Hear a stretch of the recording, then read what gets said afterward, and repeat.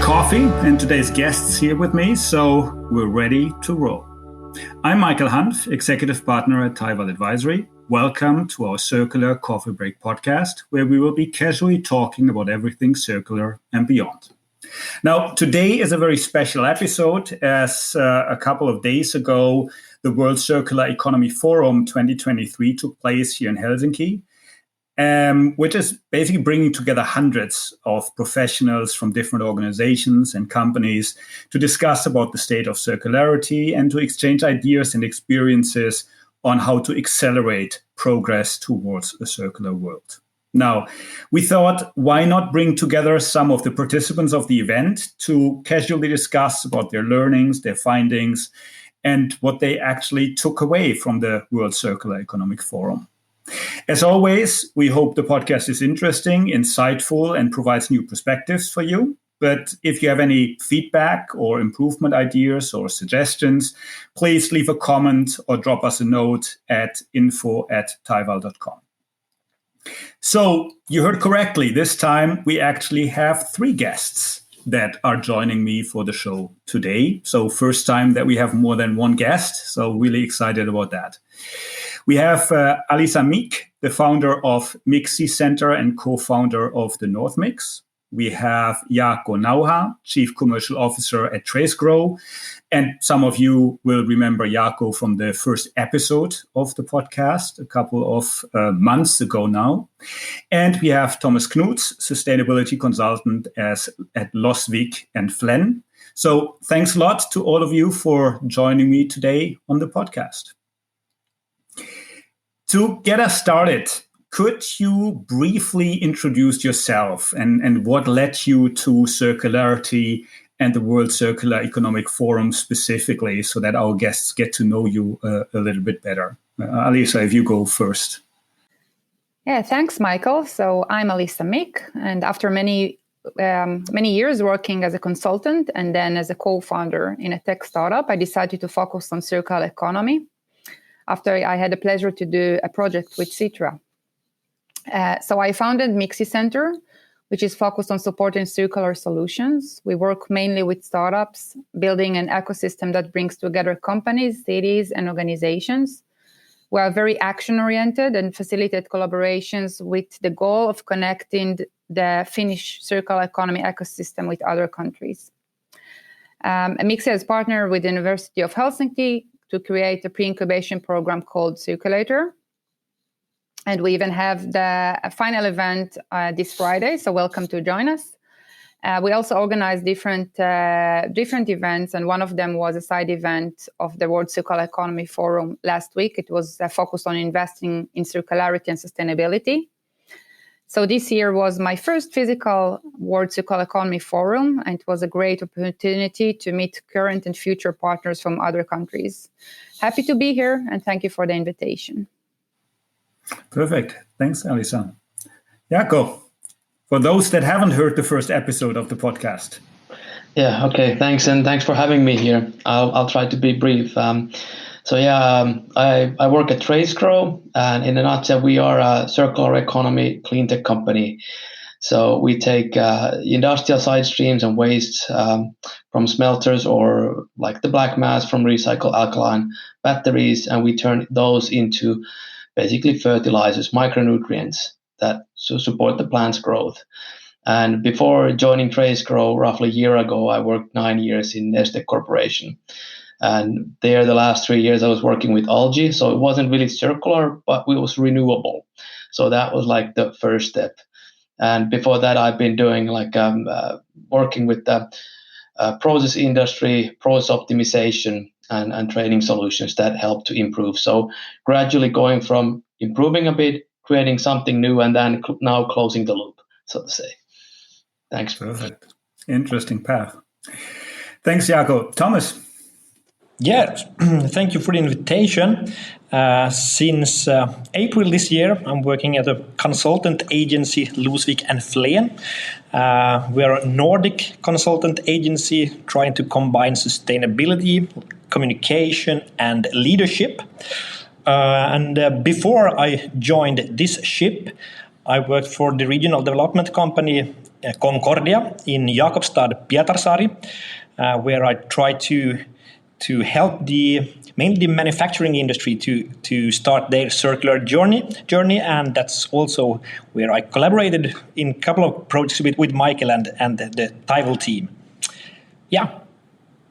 Perfect. Thank you. So now the World Circular Economic Forum is behind us with a lot of interesting and insightful sessions. There were side events, accelerator sessions. The main event took place. So a really large number of different sessions and presentations.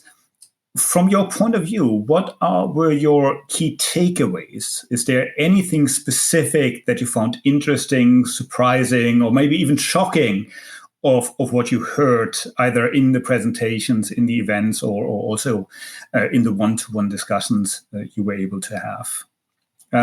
Reverse order this time. Thomas, if you want to start.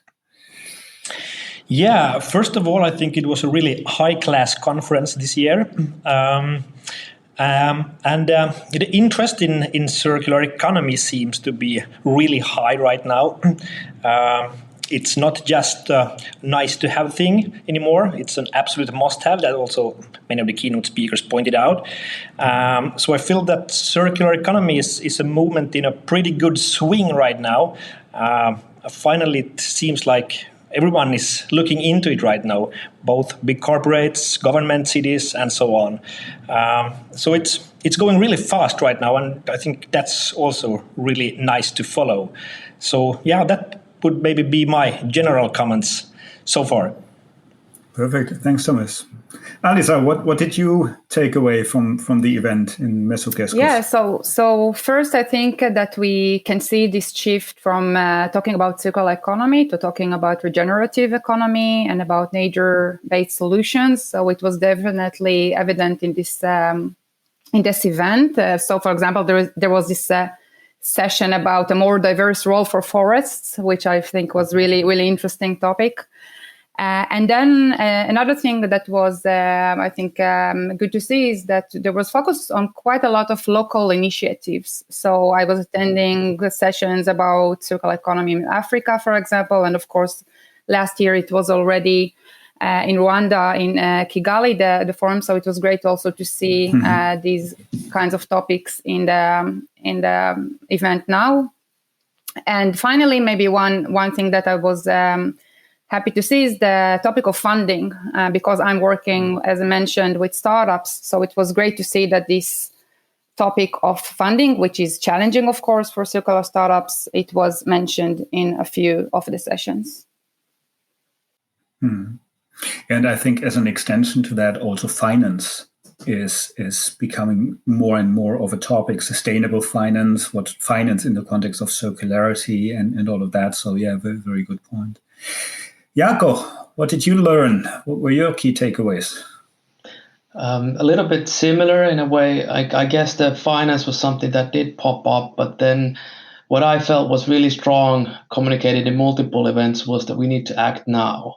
And it was positive to see that the finance was like also demanding that, but then few things that kept me wondering. One was the regulations. Like, is that moving fast enough to support the circular options and also guiding towards those? So a little bit like incentivizing or putting additional tools or like a carrot and a stick way. Another thing was basically on transformation. I was sitting on many of the mining sessions as well.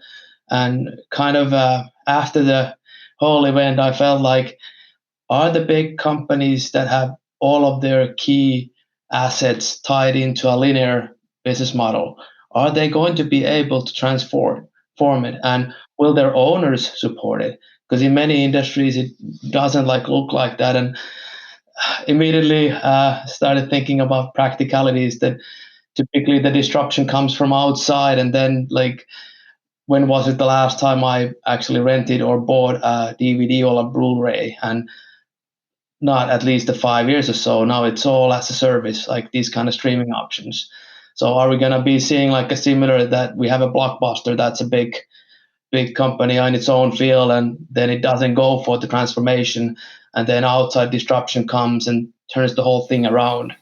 And I think here maybe like ecosystems, etc., might work well. And then a third thing was in a way positive, but also kind of surprising, that like there are, so to say, practicalities that other more advanced countries have done, and those have been adapted, etc., like waste fees, etc. So in a way, it was shocking to see that some of the countries are saying that they're starting to do things that some countries have already done in 40 years. But on the other side, the feedback was positive, and not all the countries, like when there's a will, now you can go faster and do the transformation in 5 years and faster steps and get a bigger impact. So I think the countries who have been working in this field more, they should share openly the positives and kind of show models based on their experience, what works and what not, so that others can join and move faster and actually get an impact now. Yeah, I think that's a very good point. And I mean, what we've seen in digital is that a lot of countries have jumped several steps. So they didn't go through our traditional banking process, went to internet banking and then to mobile banking, but they jumped directly to that. So I hope we will see something similar in the circularity space and in the sustainability space, that some of the countries that start late will not first go through the very painful, slow steps that a lot of countries have gone through, but will really jump over these steps and use the learnings that other countries have made. And for that, an event like the World Circular Economic Forum is naturally very important. And it has always been a key event for people working in circularity to meet, talk, and exchange ideas. At the same time, I mean, you talked about ecosystems, but circularity basically means systemic change and a very broad change. And it requires a very broad spectrum of people. How do you feel about this year's event from that point of view? Were the right people in the room and were the right topics discussed? Were we able to burst the bubble a little bit of circularity experts talking with circularity experts and basically clapping each other on the shoulder how far we've got? Was there anything missing from your perspective? Any specific group or stakeholder that you think should have been there in your perspective? Yeah, so I think it's following up on what Jaakko just mentioned about the corporates. So I think that it's still, unfortunately, what you mentioned, Michael, that it's still a bit policymakers with policymakers, and I was missing the business sector there. So it was nice to see a few companies in the expo, but very few. Most of them were still public sector organizations. So I think that we need the system change, as was mentioned, and we need the business sector for that. So I really hope that in the future there will be much more present in the event. And also, it's important to talk about the success stories, but also about the barriers, the challenges, the failures that we have, and because we know that there are the challenges, of course. Absolutely. And it's always nice to talk about the things that went right, but you mostly learn more from the things that went wrong in many cases. So yeah, fully agree. Thomas, what was your observation also having this municipal or based background? How do you see the mix of people that were present there and were engaged in the dialogue?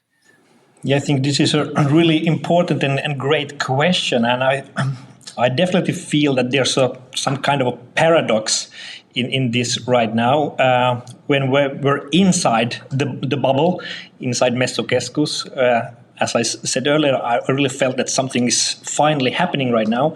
But at the same time, when you entered the door and came outside and tried to again listen to what's going on in the society as in general, I think there's a huge gap. It's still a huge gap between those who knows what circular economy really means and also the opportunities, but also all the challenges, and the mass outside. So I really think, probably we are still living in a bubble, a circular bubble. We who are breathing and eating circular economy almost every day.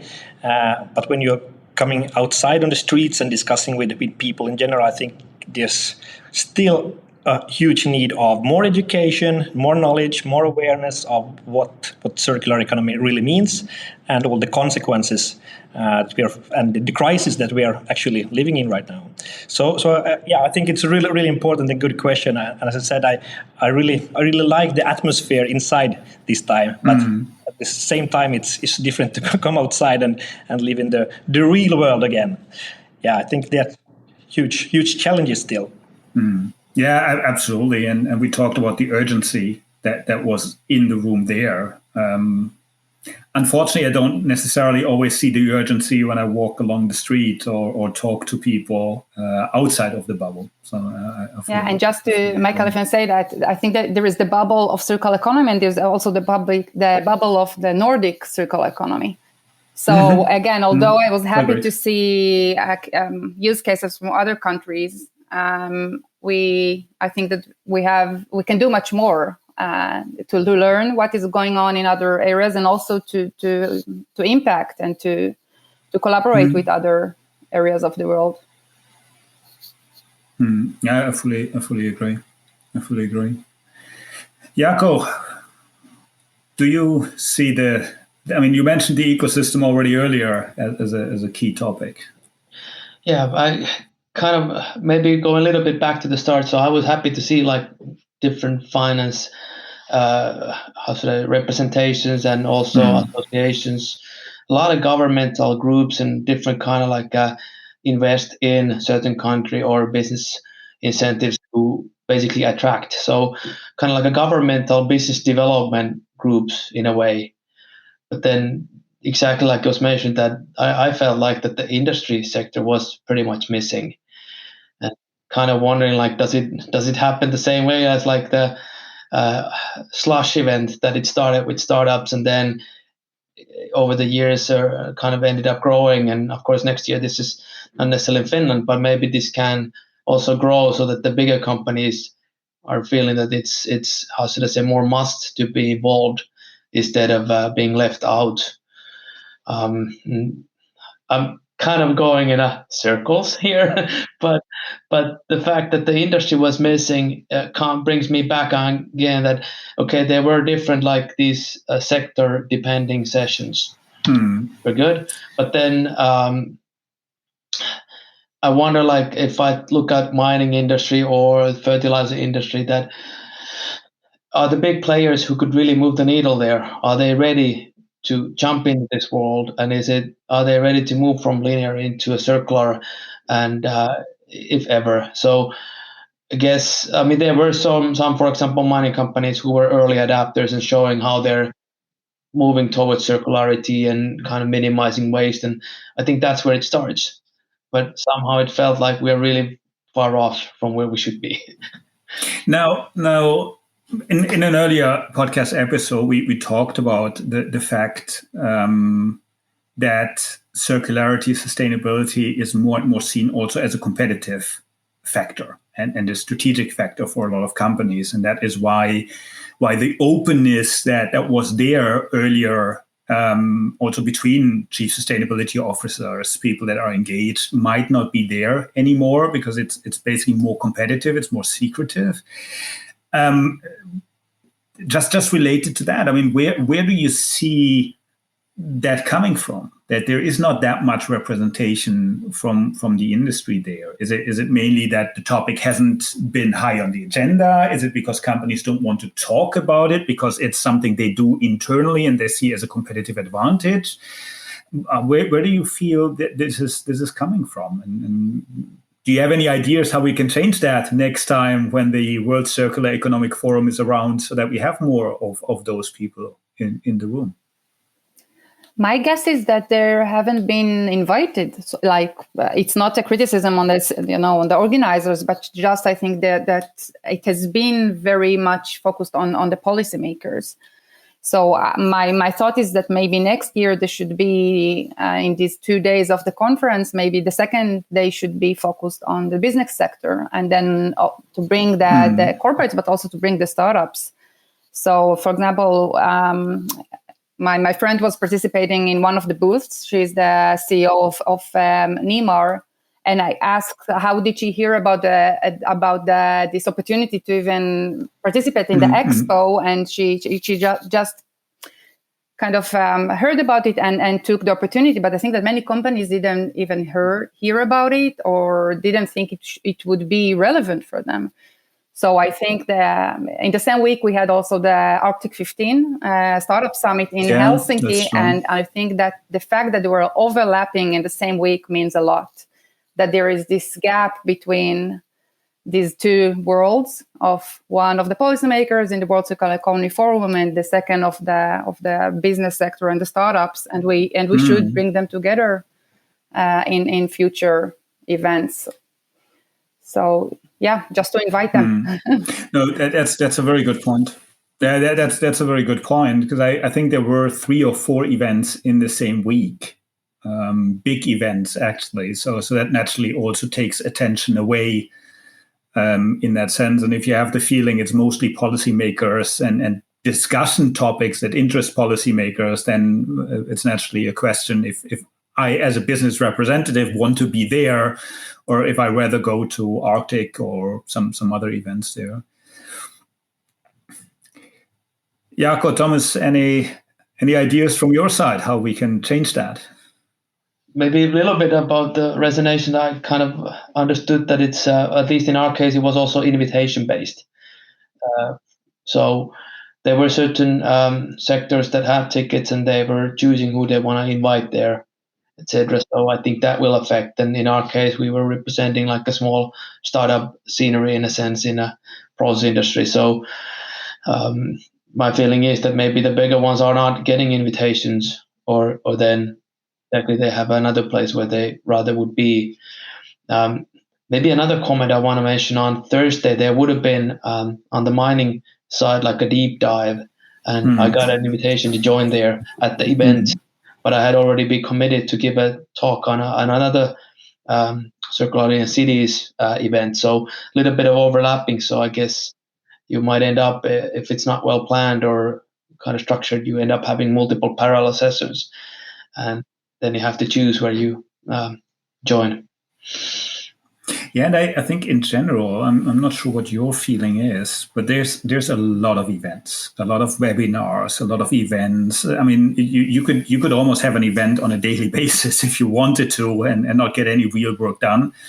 So I think that's naturally also impacting companies, participants, where they just have to prioritize. Do I spend 2 days in an event where I have the feeling that it's mostly talking and mostly talking about maybe even topics that are not so close to what I do at the moment? Or do I spend the time working in my company on these topics? So I think it's also a lack of time, focus on other topics and things like that. Now, the reduction of consumption is naturally one of the key building blocks to reach a more sustainable and more circular world. Now, in terms of the circularity model, we're talking about like the reduce and refuse part, where we basically go towards degrowth and we just consume less. I feel that this area is not as much featured that much in an event like the World Circular Economy Forum. It's more about how do we circularize, if you want, our current production, our current consumption, but not about how can we reduce what we consume in the first place. Do you have a similar observation? What is your feeling when it comes to topics like degrowth? Is this something you have been discussing and hearing about at the event? Thomas, maybe you. You got good questions, Michael. This is another one. Well, I totally agree. There's a lot of buzz around this, different kind of circular business models right now. But when will we start to discuss the enormous amounts of products we are producing? The world is only, was it 7.1% circular right now, and the number seems to decrease. So when will we dare to start asking ourselves if this product is really worth to produce? Do we really need to make another new red jacket? These kind of questions wasn't discussed so much in Helsinki this time, and not in the debate or in general.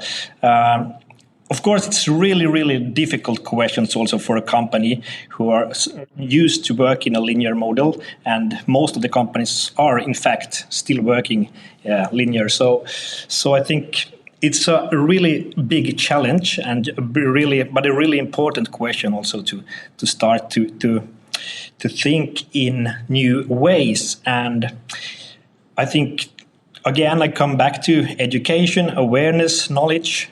We need more education, and I think it was really inspiring also during Monday to listen to the last seminar where youth, the younger generation, discussed on the scene with Laila Jaralu about circular economy and how the younger generation could be involved, and also put some pressure on the linear models and the companies in the ways they are working right now, because I think that's where we find the solution among the younger generation also to get their way of thinking into the corporates.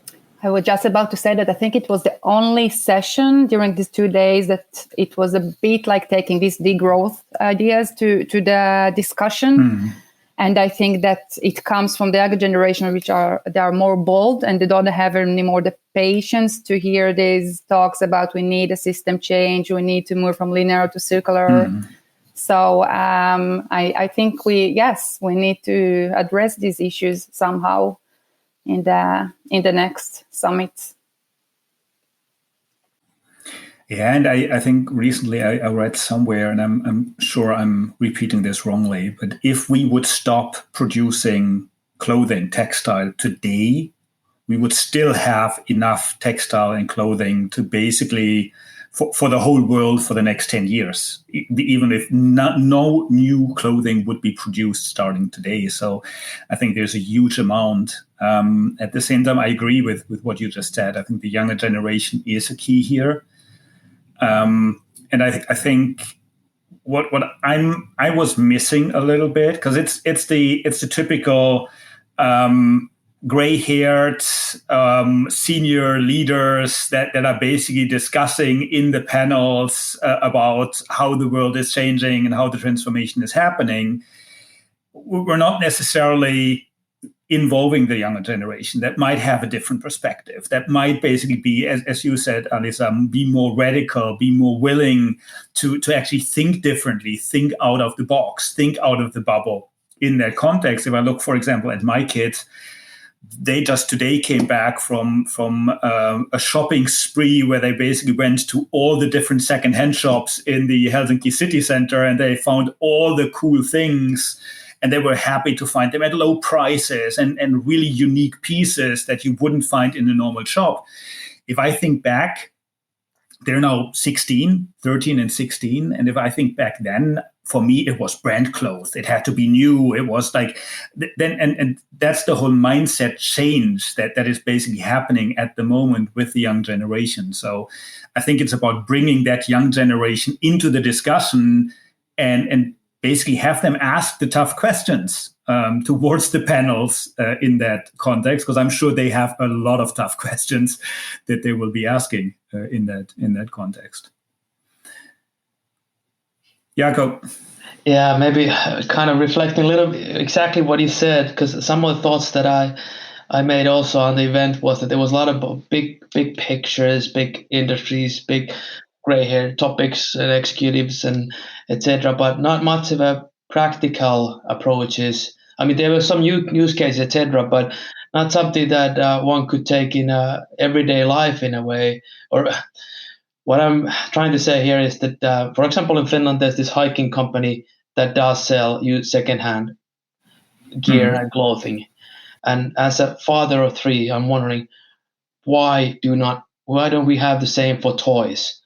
First of all, why do we even need so many toys? We should ban all the TV commercials to begin with. That's my personal opinion. And then kind of just keep the ones that, how should I say, are lasting longer. Like we've got a lot of these different kind of wooden train tracks or then building blocks that are plastic, and we are maybe the third users of those. And then once the time passes, we'll pass them on. But I'm just kind of as a food for thought after the event is that, like, could we have more these companies who sell and try to sell more and more? Could they have a parallel business model of platform where when you go there, you can bring your own stuff and they're actually utilizing the platform. The toy stores are known that you get toys from there, and one could bring their toys and they would be also selling secondhand toys and getting margin out of that. A little bit turning their linear business model into a circular, and it doesn't have to stop at the toy store. It goes throughout like very many different approaches. Could go for furnitures, whatnot. I mean, so because I guess that would be when in a world when you still kind of feel like you have to own everything by yourself. And you're not like sharing yet, even though that's coming. But that would be like the first step to start just buying used stuff and being able to find it from where you go for the toys or furniture or whatever anyways. I fully agree. A couple of episodes back, I had an interesting discussion with Timo Huhtamäki from Emmi. And what he mentioned is that, and he before that was at Tori, and what he mentioned is that the knowledge of people that these platforms are out there and the willingness to use these platforms is not on the level that we might think of. And I think very often people like us, like the people at the World Circular Economic Forum, we're in a bubble. And to be honest, I mean, before, during, and after the World Circular Economic Forum, my LinkedIn feed was full with posts, with quotes, with pictures, with inspiring topics. But outside of that, the coverage in the, let's call it mainstream media, was not really there. I didn't see much of that in either the Finnish or the German or the English language media. And in general, I find very little about this in the mainstream media. I think Helsingin Sanomat has a couple of articles about it, but if you look at Talouselämä or some of the other print media, they are not really picking this up as much in that context. Now, from your point of view, do you have any thoughts or ideas why that might be? Why is the topic not that visible? Is it because people are not interested in it, or is it because the media are not picking it up? Is it not sexy enough, as digital and ChatGPT and AI is at the moment? What's your experience there? I would say that the last thing you mentioned is probably, I think, the main thing, that it's not maybe sexy enough, and again, because repeating what I said before about the business sector, because they are not involved. So maybe there is still this idea that from the economical point of view, it's not important enough.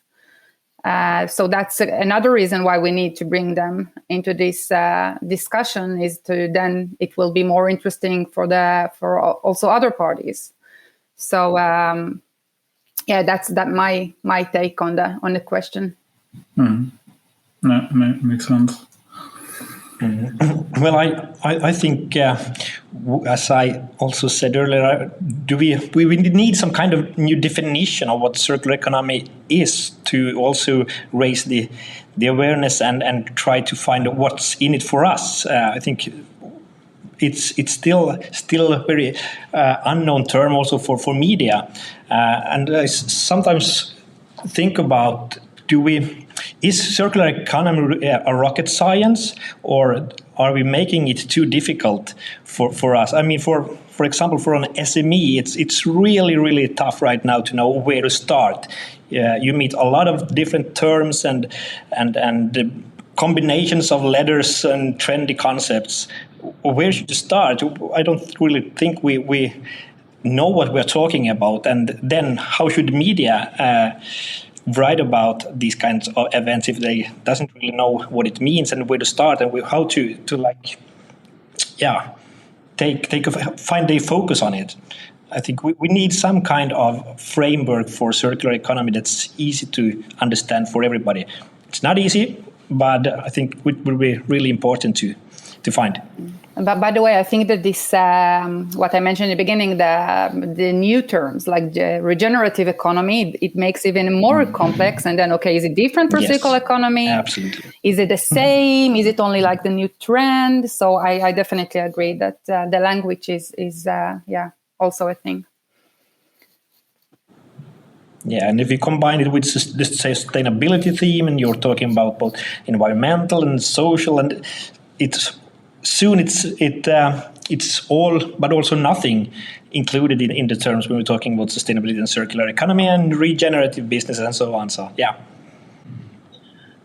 I would maybe fully agree, first of all, and kind of looking at, for example, plastics first. There was about the plastic straws in the EU, they should be banned, and then the plastic bags, and the straws probably don't move the needle, but they raise the awareness. And it was something that was easy to kind of relate, and okay, I can live without those, like that's fine.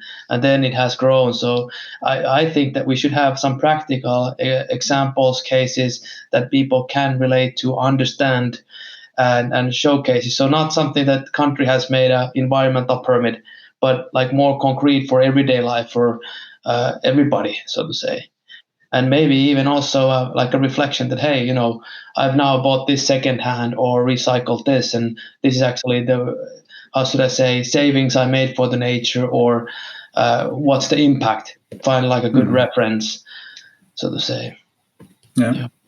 No, a really good point. It is a very abstract and complex topic, so it's difficult for people to grasp and to take forward and apply into their world. Fully agree. Cool. The coffee is empty, and it's time to wrap up this episode of the Circular Coffee Break.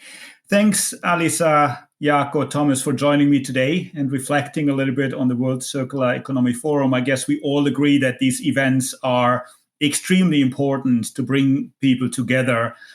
And we just need to broaden the group of people that come together and broaden the topics and sharpen the topics in order to further accelerate the transition that we're looking at. Thanks a lot for joining me. Thank you. Thank you. Thank you. So I hope everyone listening, you liked the episode and you got some new inspirations or ideas out of what we talked about. If you have any comments, as I mentioned earlier, ideas or suggestions, please let us know by leaving a comment on your favorite podcast platform or sending us a note at info@taival.com. Also, please remember to subscribe to stay in the loop on new episodes. There will be new episodes dropping every 2 weeks, also throughout the summer. There's a really long list of excellent guests coming up in the coming weeks, so don't miss out on those. And there's also a lot of back episodes that you can listen to if you haven't done that. Thanks a lot for listening. I'm looking forward to seeing all of you here at the Circular Coffee.